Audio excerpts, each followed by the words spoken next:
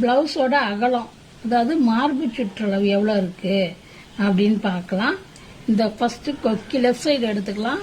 இந்த கழுத்து கொக்கி இருக்கு இல்லைங்களா, இந்த இடத்துல இருந்து இந்த சைடு ஆம் ஹோல் வரைக்கும் இப்படி மடிச்சுக்கணும். இந்த இன்ச்சு டேப்பில் அளந்துட்டு அப்படியே ப்ளவுஸில் அளந்து பார்க்கலாம். இல்லைன்னா இந்த அகலத்தை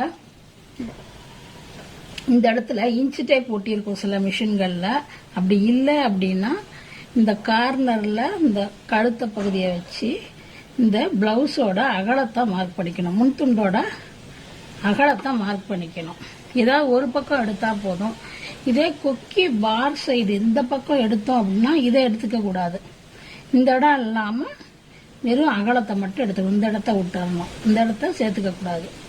அது மாதிரி முன்துண்டோட அகலம் மார்க் பண்ணியாச்சு. அடுத்து பின்துண்டோட அகலம் எப்படி மார்க் பண்ணணும் அப்படின்னா, இந்த கழுத்துக்கு கீழே 2 சைடு